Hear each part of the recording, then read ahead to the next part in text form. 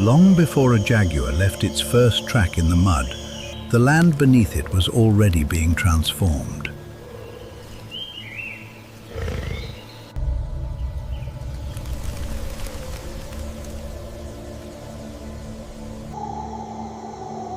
As the Andes rose along the western edge of South America, ancient drainage routes were blocked and redirected. Water that once moved toward the Pacific was forced eastward, gathering into an expanding network of rivers, floodplains, and seasonal channels. Over millions of years, that reorganization created the Amazon basin, a living system shaped by sediment, gravity, forest, and time.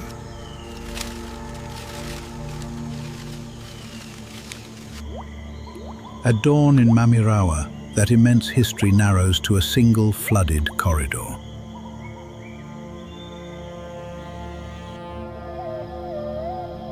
Mist hangs above the Blackwater. Beneath the buttress roots of a giant kapok, a jaguar opens its eyes. Above it, howler monkeys send the first calls through the canopy.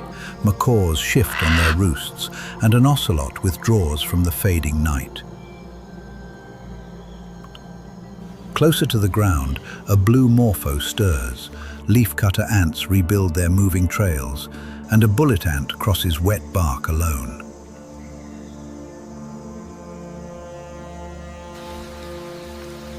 The jaguar rises and steps forward.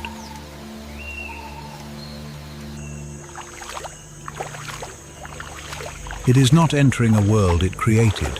It is entering an ancient labyrinth built by water, forest, and geological time.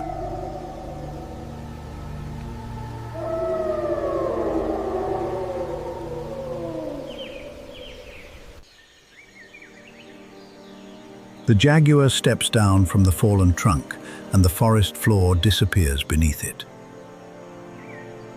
Blackwater closes around its forelegs. Submerged leaves compress under each pore, releasing small clouds of sediment that drift between the roots. The cat advances without haste, choosing shallows, exposed wood, and the raised foundations of ancient trees.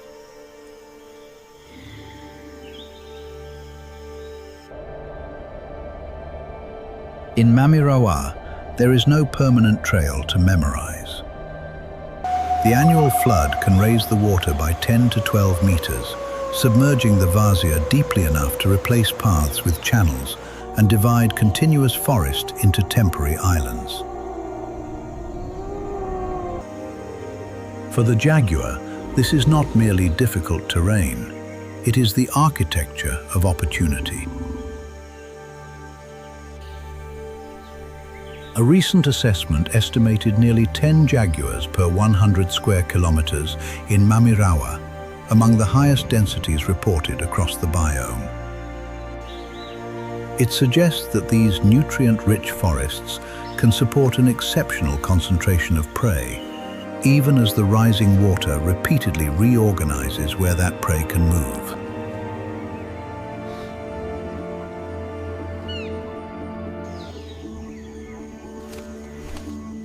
The jaguar follows one of the few structures that remains fixed, the buttress roots of a samauma. They spread outward across the saturated ground, creating walls of wood where the soil can no longer provide reliable support.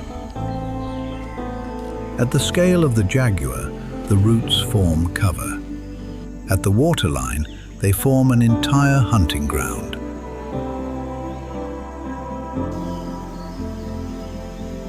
A fishing spider rests with its front legs touching the surface beside a giant Victoria amazonica.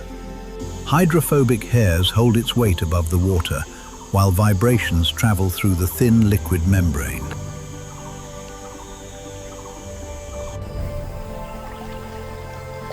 The lily between them may spread nearly 3 meters across, its ribbed underside distributing pressure so efficiently that a mature leaf can support about 45 kilograms when the load is evenly spread.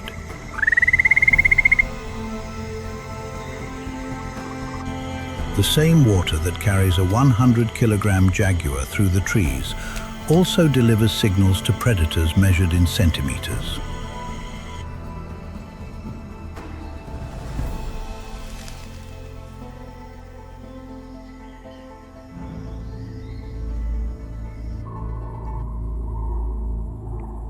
Farther ahead, the flooded corridor opens.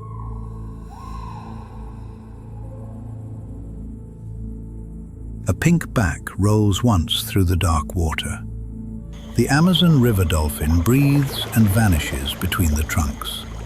Unlike an ocean dolphin built for sustained speed, the boto must negotiate branches, roots, and sudden dead ends. Its flexible body allows it to turn tightly and even move backward as it follows fish into the seasonally flooded forest. The jaguar stops at the edge of the channel. Across the water, a black caiman lies against the mud. Its stillness is not inactivity, it is control. Water gives the reptile concealment, while the exposed bank gives the cat a narrow route around it.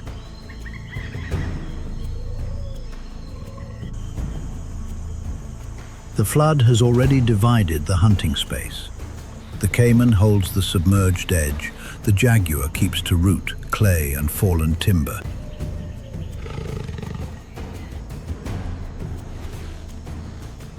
Above them, a hoatzin pulls leaves from low branches hanging over the water. It survives on foliage through a digestive system unlike that of any other living bird. Microbes ferment plant material in its enlarged crop and lower esophagus before digestion continues.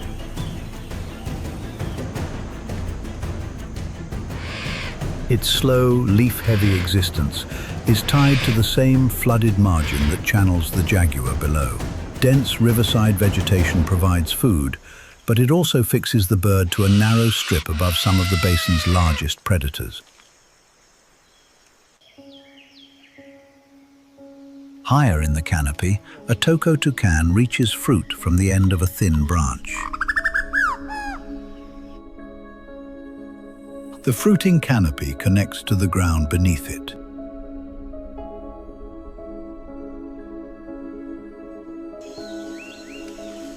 A lowland tapir moves through the flooded understory, using its short, flexible proboscis to pull leaves and fruit. Seeds that survive the digestive tract can be carried away from the parent plant and deposited elsewhere.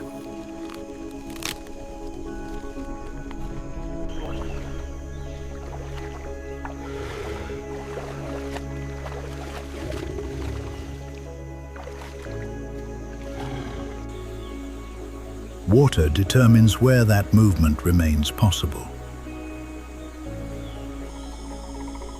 Along the open bank, capybaras feed where grasses and aquatic plants are still accessible. Their eyes, ears, and nostrils sit high on the head, allowing most of the body to remain submerged.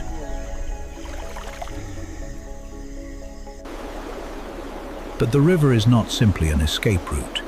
It is also where jaguars, caimans, and anacondas search the margins. One capybara stops chewing. Its head rises toward the trees.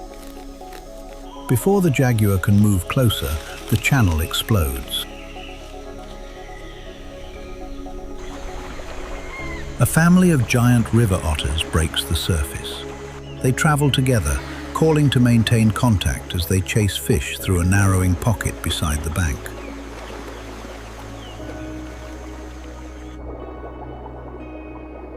The hunt is social, but each otter must still capture its own prey.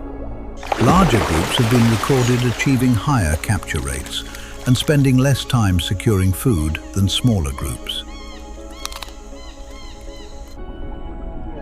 Red-bellied piranhas scatter into the roots. The dolphin turns beneath them. The caiman remains still. Then a green anaconda slides from a low branch. Its coils enter the water without impact. Eyes and nostrils remain near the surface, while the rest of the body disappears. On land, its mass is restrictive. In water, buoyancy supports the body and turns that weight into concealment.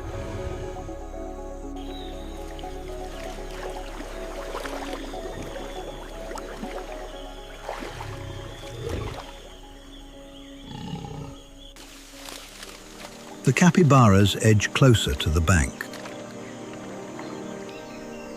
Water may save them from the jaguar, but it places them within reach of everything already waiting there.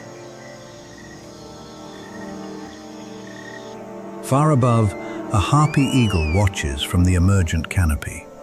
Its relatively short wings and long tail are built for maneuvering between trees, while a movable facial disc helps direct faint sounds toward its ears.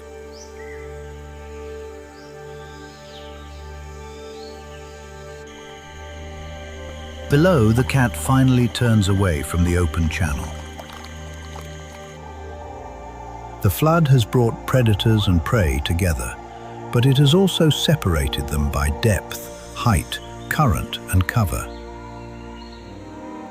It has fed the canopy, carried seeds, opened fishing grounds, concealed ambush hunters, and compressed terrestrial animals onto the remaining edges. And as the morning approaches 11:30, the dark surface begins to hold the rising heat of the day.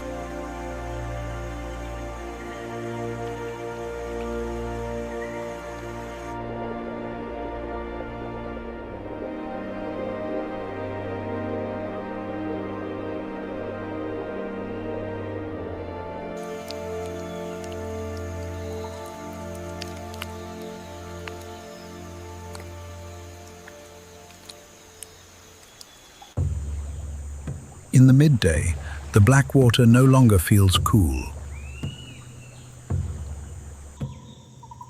The morning current still moves beyond the trees, but inside the Vazia, the buttress roots of the Samauma divide it into narrow, almost motionless pockets. Sunlight presses against the canopy, moisture hangs beneath it. The jaguar leaves the exposed bank and follows the last strip of shade toward a hollow between the roots of a kapok tree. Its pace shortens before it stops. Dense muscle carried the cat through flooded channels and over fallen trunks. Now that same muscle has become a source of heat. The jaguar lowers itself onto damp soil, opens its mouth, and begins to breathe more rapidly. In air already close to saturation, evaporation offers only limited relief.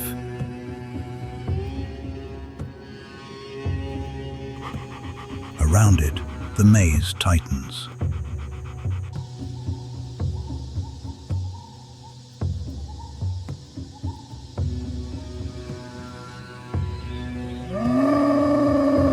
A red howler monkey calls once through the canopy, then disappears. The enlarged hyoid bone that gives the male its extraordinary volume can project sound across long distances, allowing troops to defend space without meeting. But midday is no time to advertise. The troop stretches along shaded branches, while nearby blue and yellow macaws sit with open bills and wings held slightly away from their bodies. Nothing here is truly inactive. Every animal is calculating the cost of movement. A brown-throated, three-fingered sloth hangs above the jaguar. Its field metabolic rate has been measured at roughly 162 kilojoules per day for each kilogram of body mass, among the lowest recorded for any non-hibernating mammal. It survives not by resisting the forest's temperature, but by matching its life to it. The jaguar faces the opposite limit. The sloth cannot afford to spend energy, while the cat cannot afford to produce more heat. The same pressure reaches the folds beneath the roots. An ocelot presses against cooler soil. Beside a burrow entrance, a Goliath bird-eater withdraws underground. With a leg span approaching 28 centimeters, it is the world's largest spider by mass. Yet size offers no protection from dehydration. If threatened, the spider can rake barbed, urticating hairs from its abdomen, creating an irritating cloud before resorting to a bite.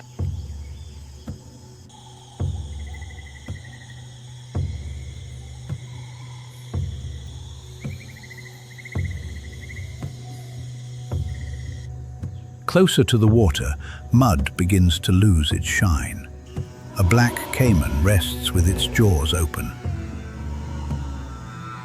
A green anaconda lies half submerged, its outline broken by floating leaves. Farther along the flooded margin, a tapir sinks until only its eyes and flexible snout remain above the surface. The flood that concentrated prey in the morning has become a refuge from the heat. But while the animals retreat, the forest accelerates. Water enters the roots below the resting jaguar and rises through trunks toward the canopy. Sunlight drives photosynthesis, and millions of stomata release vapor into the air. In one central Amazon forest, evaporation and transpiration returned about 59% of annual rainfall to the atmosphere. Trees wider than 30 centimeters produced roughly 71% of the stand's transpiration. The giants casting the deepest shade are also lifting the greatest volumes of water overhead.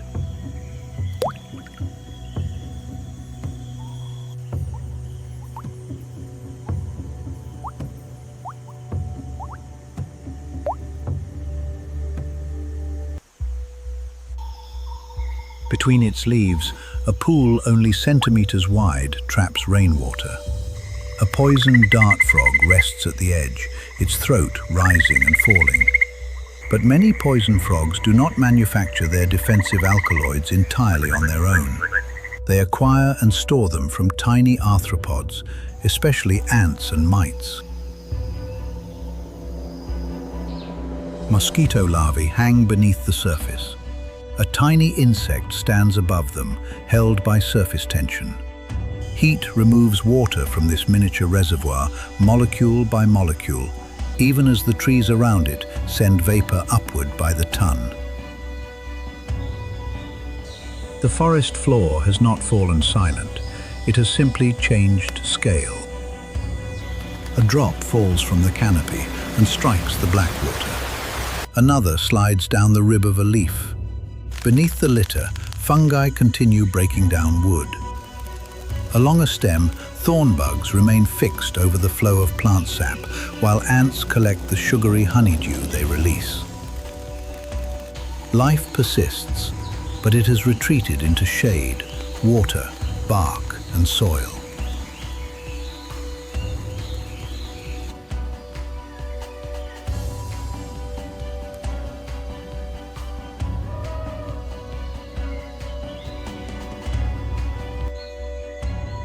For nearly 3 hours, the jaguar does not move. That stillness is not surrender, it is precision. Every unnecessary step would consume water and generate heat at the worst possible time. Then, shortly after that, the canopy shifts. One leaf turns, a vine trembles. Warm air above the trees begins to rise, drawing cooler air into the flooded corridors below. The force that stopped the hunter is now building the wind that will wake the maze again.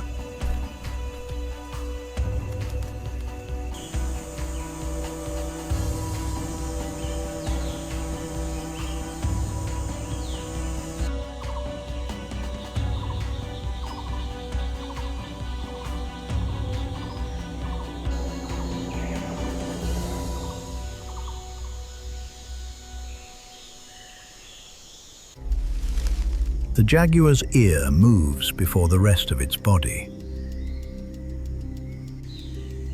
For nearly 3 hours, the cat has remained inside the hollow of the kapok roots. Now a dry leaf scratches across the mud outside. Another follows, then stops against a buttress. The sound is small, but it marks the end of the midday pause. The jaguar lifts its head. Its breathing has slowed. Damp soil still clings to the fur along its belly as it rises, stretches its forelegs, and drives its claws into the softened wood. The forest beyond the hollow is no longer silent enough to read one sound at a time. Wind has entered the maze. It shakes water from the canopy and sends droplets through the layers below. Some strike broad leaves, others vanish into the black water. Along a Samauma route, a column of leafcutter ants breaks formation as one drop explodes across their path. Within seconds, workers close the gap and redirect the traffic around it. The fragments they carry are not food. They are raw material for an underground fungal garden.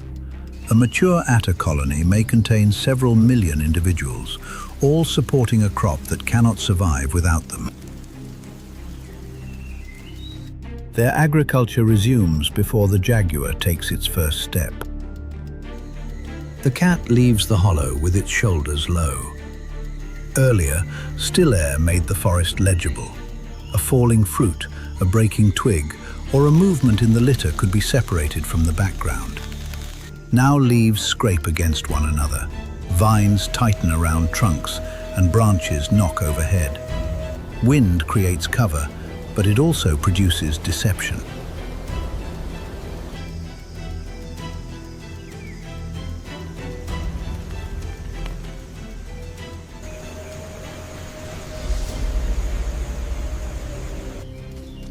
The jaguar pauses beside a bromeliad shaken by the first gusts.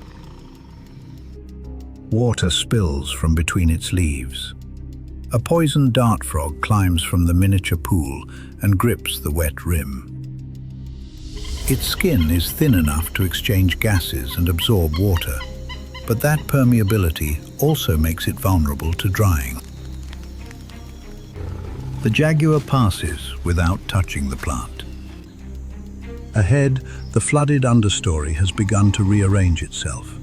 A lowland tapir rises from the water, climbs onto a muddy shelf, and rolls its body into the softened earth. When it stands, the wallow holds an impression of its ribs and shoulders. Water gathers in the deeper grooves, while insects settle around the edges.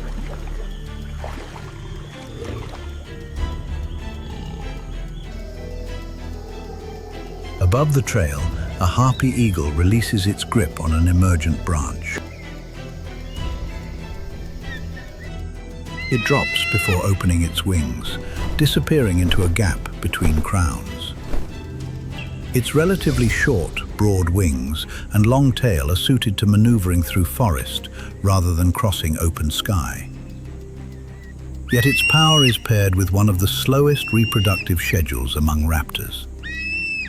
A breeding pair may raise only one young every 2.5 to 3 years. The jaguar continues toward the river. An ocelot crosses between two exposed roots ahead, then changes direction as soon as it enters the larger cat's path. The forest can support both predators, but not on equal terms. By avoiding the jaguar's immediate route, the smaller cat reduces the risk of an encounter while preparing for its own nocturnal hunt. Near the water, capybaras have begun feeding again. The group is tighter than it was during the morning. Each gust sends a new pattern through the grass, and heads rise repeatedly toward the trees. Wind conceals the jaguar's approach, but it also carries false alarms from every direction.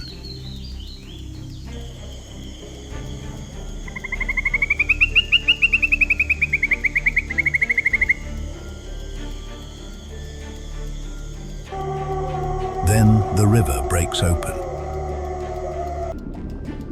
Fish scatter towards submerged roots. Ripples strike the stems of Victoria amazonica. Broad leaves collide and water spills over their raised rims. The Jaguar stops behind a final screen of vegetation. A stronger gust bends the canopy.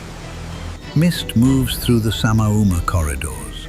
Rain slides from the pointed tips of heliconia leaves, while an orchid bee locks its hooked feet against the underside of one leaf. Then the pressure changes.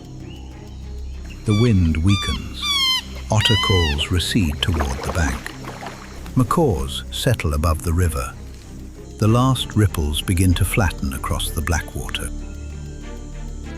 The Jaguar remains hidden, facing the capybaras on the opposite edge. Wind has returned movement to the maze. Its disappearance is about to return power to the dark.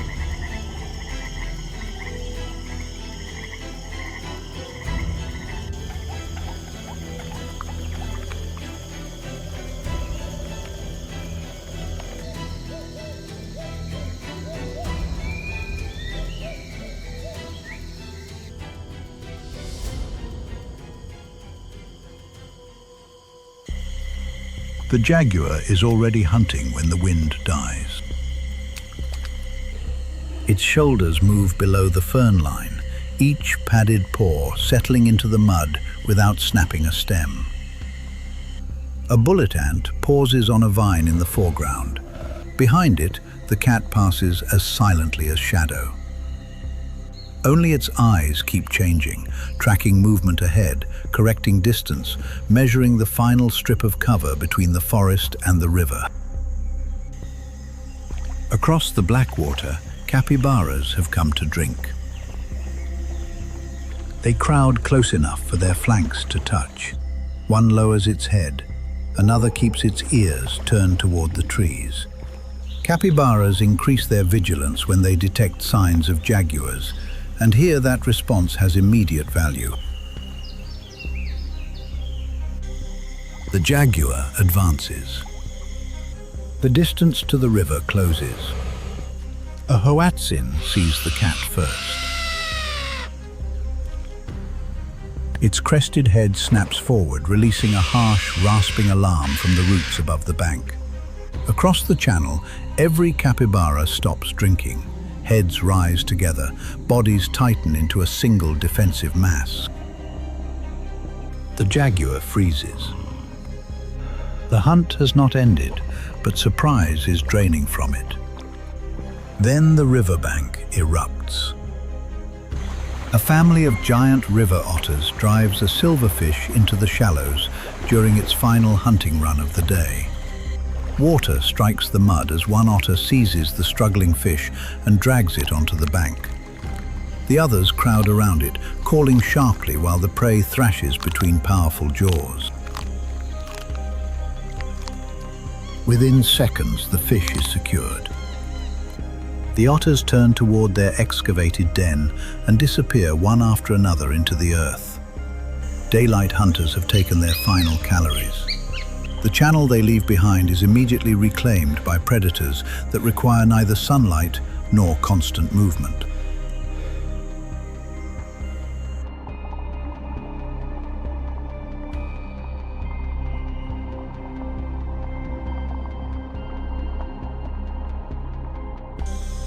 A black caiman slides from the mud.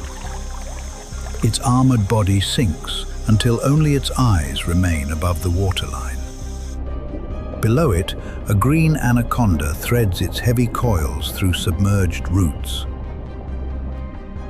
Red-bellied piranhas scatter deeper into wooden crevices as the snake passes beneath the surface. Nothing on the river reveals where it has gone.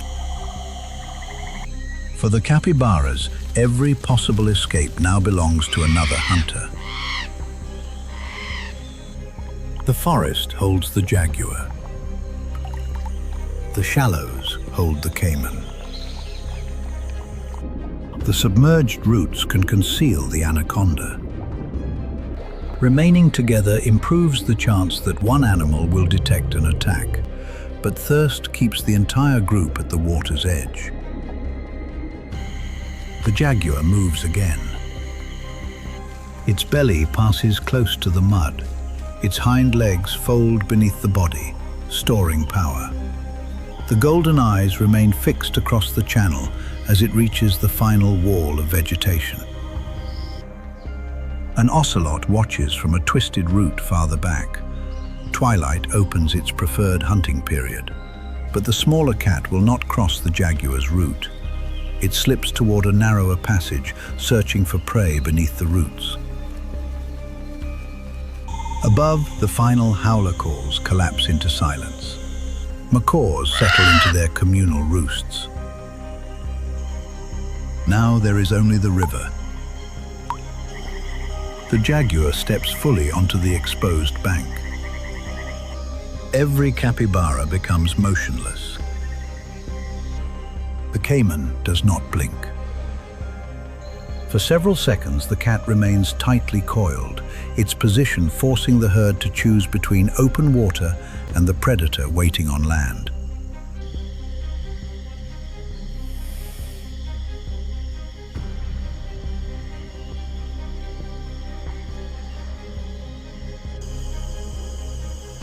But no animal breaks formation.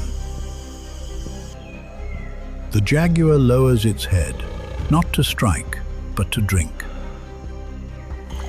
Its rough tongue breaks the black surface, while the capybaras remain rigid across the channel. The hunt has paused, not disappeared. The cat still has the entire night ahead. Then the jaguar rises and turns back into the forest. Its shoulders vanish first. The spine follows. Within seconds, the predator is gone, carrying the unfinished hunt beyond the reach of the camera. Beneath a decaying cacao pod, a giant centipede emerges and sweeps its antennae over the mud as an earthworm retreats underground. Near the flooded saber roots, luminous click beetles ignite green points over the dark water. Darkness has not given the labyrinth to one predator. It has armed every layer of it.